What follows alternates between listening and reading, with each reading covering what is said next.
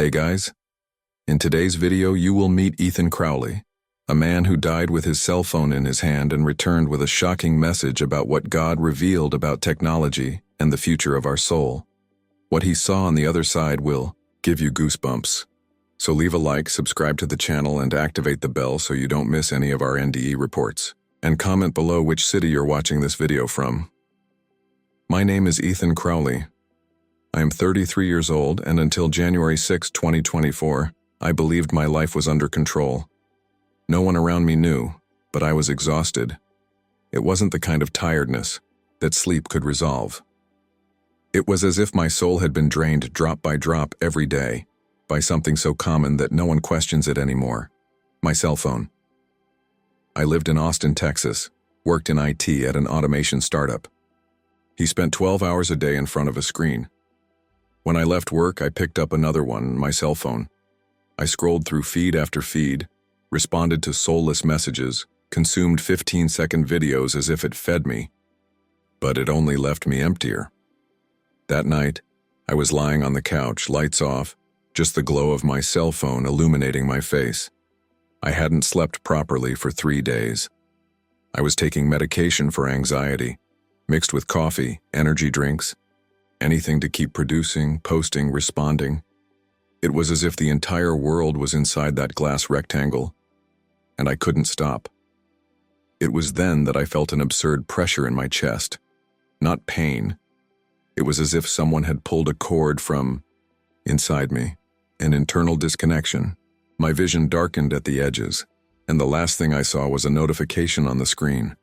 Your screen time today exceeded 14 hours. The irony would have killed me laughing, if it hadn't literally killed me. I fell to the living room floor.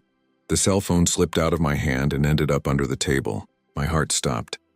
My body there motionless, but my consciousness, that's where it all started. There was no tunnel. There was no light. There was silence. Dense. Total. And then, a sound. Not from angels, not harps. It was the sound of millions, of notifications going off at the same time. Ping, ping, ping, ping. An infernal, incessant noise as if the sky had become a call center. And then, silence again, as if the entire universe had held its breath. And in that silence, I was pulled. Not by hands, not even for wings. I was pulled like a flesh magnet straight into a place that seemed to be made of broken glass and moving shadows. And there, among those shadows, I would see what no one wants to see. But this, I'll tell you this in the next section. I don't know how much time has passed. In this place, time made no sense. It seemed like every second lasted an eternity, and at the same time, everything slipped through your fingers like sand. The floor was made of glass, but not shiny, not clean. It was cracked, as if thousands of feet had walked across it aimlessly. As I looked down, I saw faces. Yes, faces inside the floor, as if souls were trapped beneath that surface, screaming without sound, begging for a second of attention. But no one listened. Nobody responded. I walked, or rather I was guided without walking. My body was no longer a body. It was a hovering consciousness, floating in the middle of an environment that seemed like a mix of an art gallery and a spiritual cemetery. The walls displayed images, not pictures, but stories, short videos, flashes of real lives, people laughing at parties, couples on trips, children dancing to get likes. But there was something deeply wrong with it all. The images repeated, non-stop, as if they were recorded on a loop, and the people there didn't really smile. The eyes didn't shine. It was a theater, an eternal digital stage where the audience never applauded. It was as if these lives had been encapsulated in appearance, forgetting the essence. And that's when I saw him. Not a man, not an angel, but one presence, bigger than the surrounding space. He had no defined form, but his presence, crushed and freed at the same time, as if the entire universe was looking inside me, and for the first time I was completely visible. Ethan. he said soundlessly. Do you know where it is? I tried to respond, but my voice was gone. I just thought, am I dead? The answer came like a hot wave. You are in the Museum of Souls Who Forgot to Look Up. In that instant, I felt as if my entire digital history had materialized around me. Videos watched, messages ignored, people I loved and replaced with a screen. Every moment I should have lived, and I let it pass. Everything there, like an exhibition made especially for me. And in the center of that museum, I saw what brought me to my knees, or what was left of my spiritual knees. It was a version of me, but that wasn't me now. Was me child. With shining eyes, without a cell phone, looking at the sky, laughing with my parents, playing in the street, listening to stories from my grandfather. That child looked at me with infinite sadness, and he said, in a crystal clear voice, "Why did you leave me alone?" There, among the echoes of what I could have been, I understood. I didn't just die that night. I had been dying for years. Each notification was a needle in my soul. Every finger roll, a forgetting of who I was. And what would come after would be even deeper. Because God didn't just show me what I lost. He would show me what we are still missing, all of us. After facing the pain of seeing my own soul as a corrupted file, the presence enveloped me in something that felt like compassion. But it was not a fragile or pious compassion. It was firm, unbreakable, like the compassion of a father who loves too much to hide the truth. I was taken effortlessly to another space. If the museum was made of cracked glass, this new room seemed to be made of smoke and mirrors. With every step or thought, icons appeared before me. Not golden idols, not stone statues.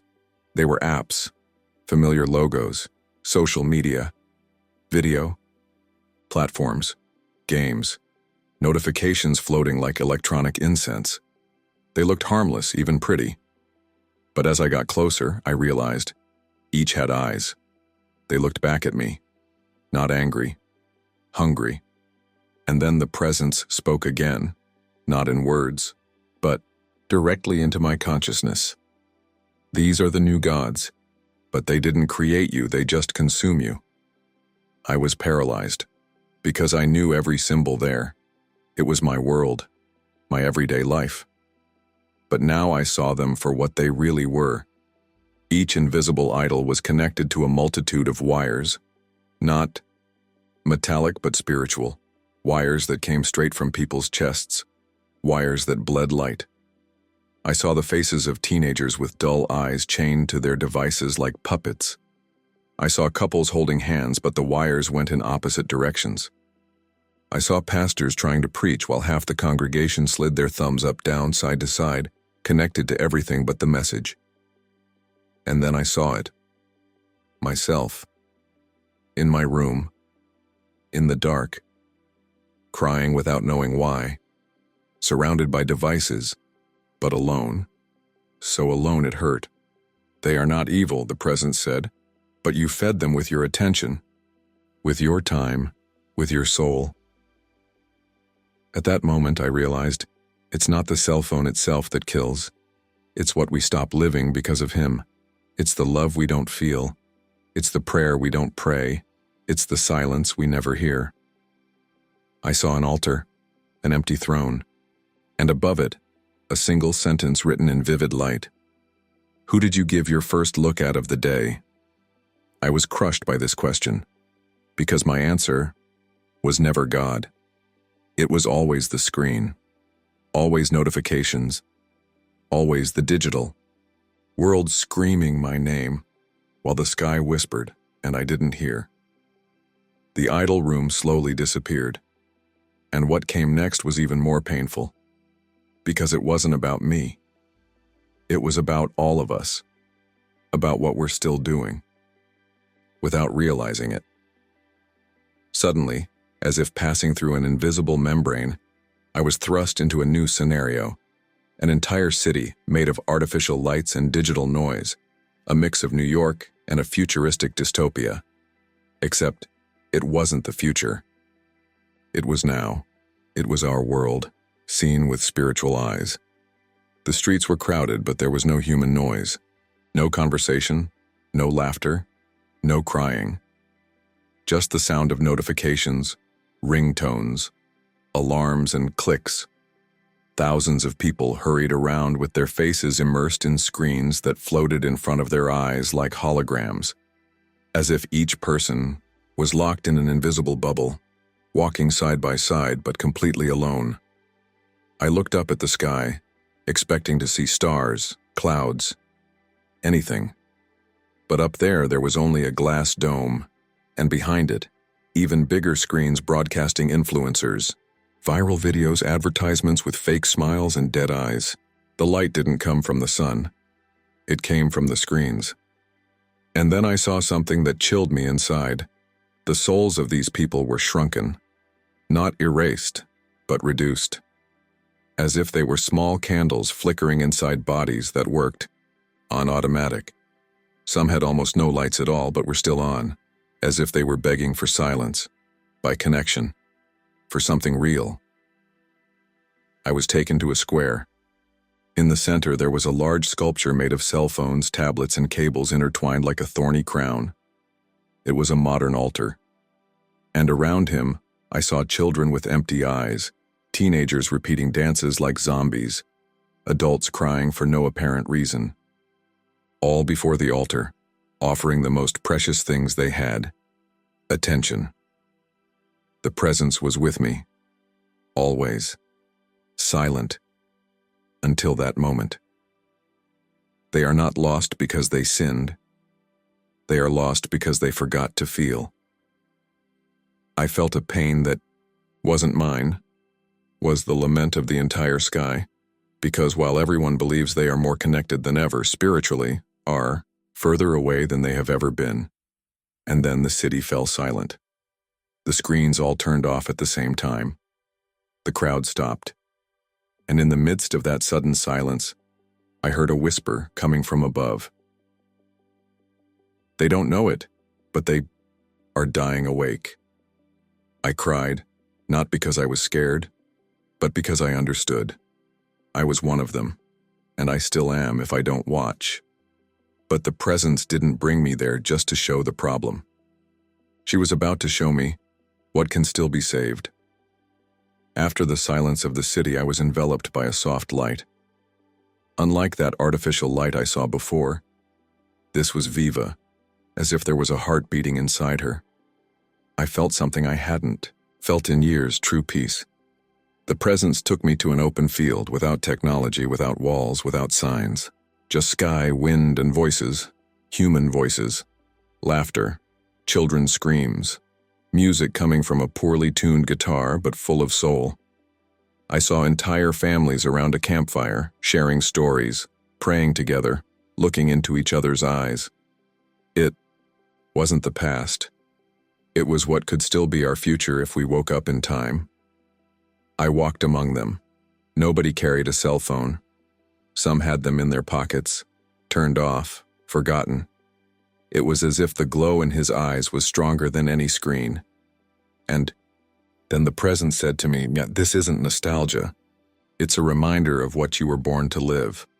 I saw churches with their doors open, not mega temples, simple churches, wooden, people kneeling, hands raised, sincere tears, no show, no stage, delivery only.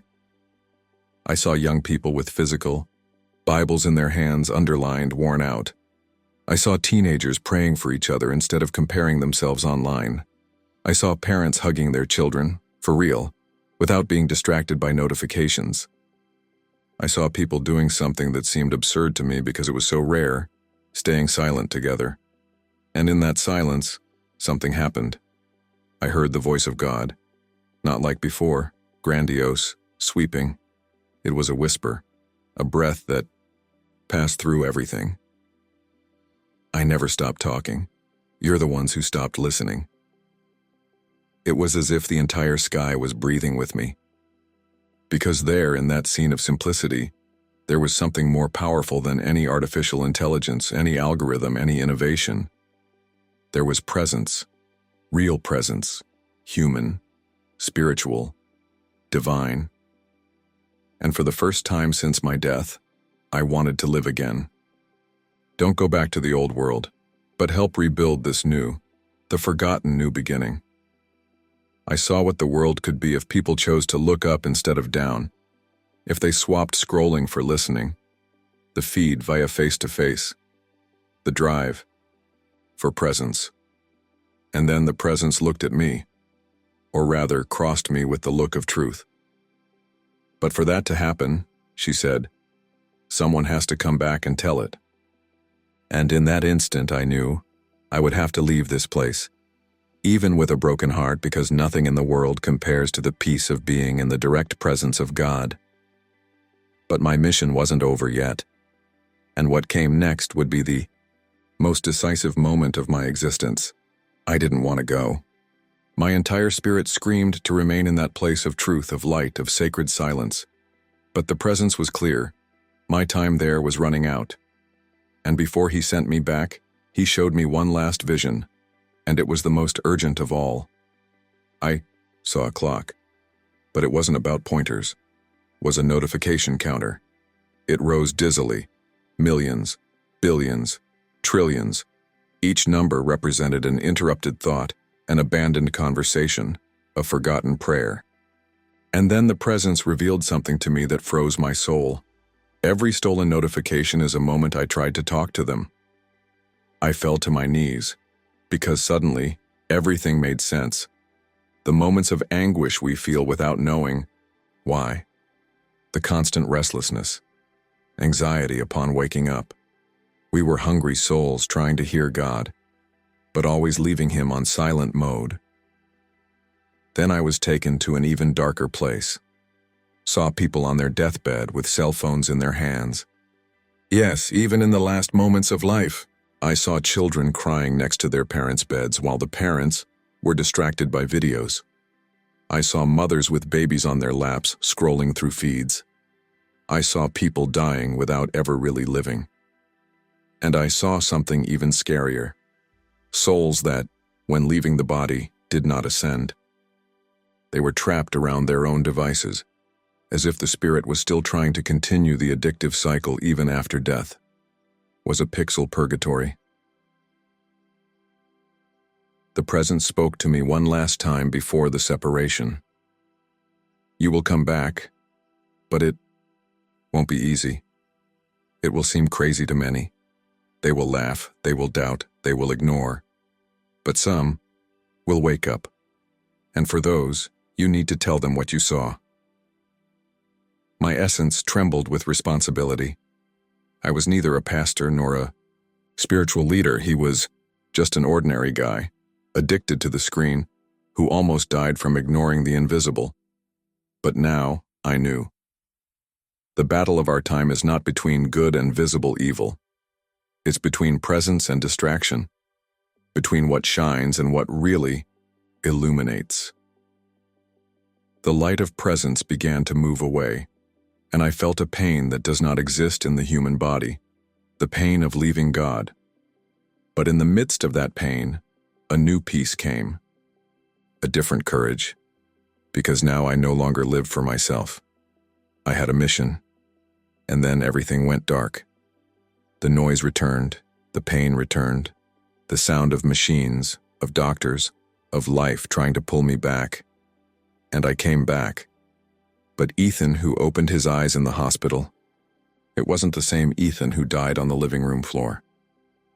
I woke up with a scream stuck in my throat and tears flowing before I even knew where I was. The smell of hospital alcohol, the beeping of monitors, and the cold light of the room threw me back into reality like a punch.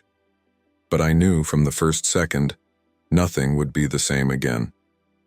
My mother was at the bedside holding hands with my father. They both cried. When they saw me open my eyes, they collapsed. I thought it was emotion. But then I discovered that my vitals had been gone for almost 7 minutes. Clinical death. Heart stopped. The doctor said I came back by miracle. I knew exactly why. The first thing I asked was, get that cell phone away from me. My father looked confused, pulled out the device that was on top of the dresser and put it aside. Do you want to rest, son? No. I need to remember, before the world distracts me again. I spent 3 days under observation, 3 days in silence. I didn't touch anything with a screen. I asked for paper and pen.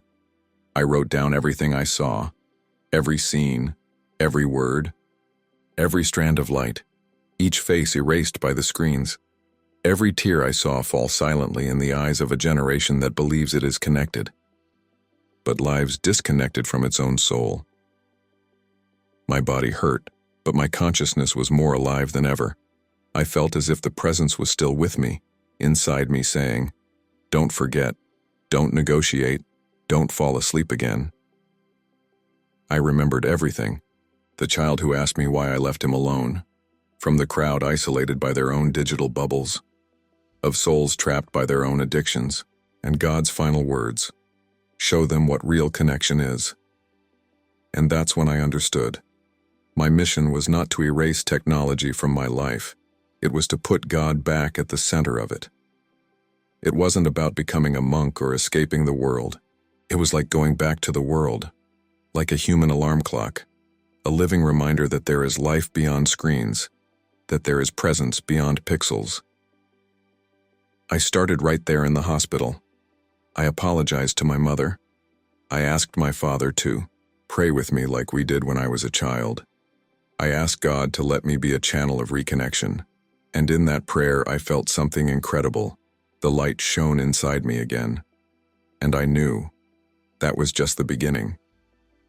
After I was discharged, the first thing I did was not post about my recovery. I didn't take a selfie. I didn't write a thread. I didn't open Instagram. I went straight to a park, alone. No headphones, no cell phone, just me, God, and the sound of the leaves dancing in the wind. I sat on a wooden bench and cried. Not of sadness, but of liberation. For the first time in years, I could hear the real world, a birdsong, a child's laughter, the sound of footsteps on the grass, the kind of sound we tend to ignore because our face is buried in a screen. That afternoon, I began to understand my mission more clearly. Help people come out of silent hypnosis. Show that you don't have to die to wake up. That you can reconnect before being forcibly disconnected. I set up a simple group at the local church, Living Presence. It wasn't a cult. It was a space to talk about spirituality and technology. The first people arrived suspiciously. They looked at their cell, phones every 2 minutes, but after hearing my testimony and I told them everything without filters, they started crying. A teenager said, "I thought I was depressed, but maybe I was just empty." Others started looking for me, parents wanting to understand why their children no longer talked, couples trying to find each other again without needing a like, young people struggling with anxiety, compulsion, insomnia, all with something in common, the soul full of noise and empty of presence. I started giving talks at schools, churches, retreats, not with a sermon, truly, telling what I saw, showing that every moment spent looking down is a moment lost looking up, at the sky, at others, within. I created the challenge of sacred silence, 30 minutes a day without any screen, to listen to what God has to say. The results were absurd. People who slept well again, restored marriages, young people rediscovering faith. I don't speak against technology, it would be hypocrisy, but today I choose how to use it, and I don't let it use me. I have my cell phone, but it's always on silent, and the first sound I hear every day is my own breathing. It's life pulsing. It is God's whispering invitation. Today will we meet again? And every time someone asks me, "Ethan, why do you look so different?" I respond with a smile that comes from the soul. Because I died and discovered what it's like to truly live. Sometime after my return, I woke up in the early morning with a feeling of restlessness. It wasn't anxiety. It was as if someone was calling me without sound. I got up, sat on the couch in the same one where my body fell dead months before, and closed my eyes. I took a deep breath, and in the middle of the silence, an image came. It wasn't a dream. It was a spiritual memory, as if the presence was still connected to me even after the experience. I saw an old cell phone lying on the floor with its screen shattered. It was mine, the same device as in the accident. But there, in that vision, something flashed in the middle of the crack. A warning, a notification, and on it was written, "You are being called. Would you like to answer?" It was like thunder inside my chest. I understood at that moment that the true notification, the most important of my life, I had never come from a social network, never an email, never from an app. The notification that changes everything comes from heaven, and most of us are squeezing to postpone every day. I got up and went to the drawer where I had kept the cell phone from the accident. I picked up that broken device, still stained with dried blood, and took it to the bathroom mirror. I looked into my own eyes, and for the first time, I didn't just see a reflection. I saw presence. I saw regret. I saw hope. I knew that notification wasn't just for me, it was for you too, for all of us. Since that day, I've carried that shattered cell phone as a physical reminder of my fall. But more than that, the call I received while I was out of body, because the world will keep trying to distract you. It will keep saying that you need to post more, produce more, watch more. But God doesn't shout. God, He whispers. He waits for you to turn down the volume of the world so you can hear His voice. And that voice is calling now. Maybe you're so caught up in distractions that you don't even notice. Maybe you've already gotten used to the emptiness. But I'm here because God brought me back to say this to you with all the urgency I carry in my soul. You are being called. Would you like to answer? This is the last notification that matters. And there is no button app, just yes or no. Maybe you think this is all too beautiful to be real. No one comes back from the dead with stories like that. That my mind created a delusion to justify the pain. I understand.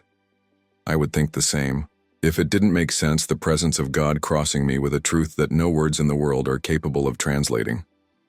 Since I came back, a lot has changed. Today, every time I pick up my cell phone, I stop.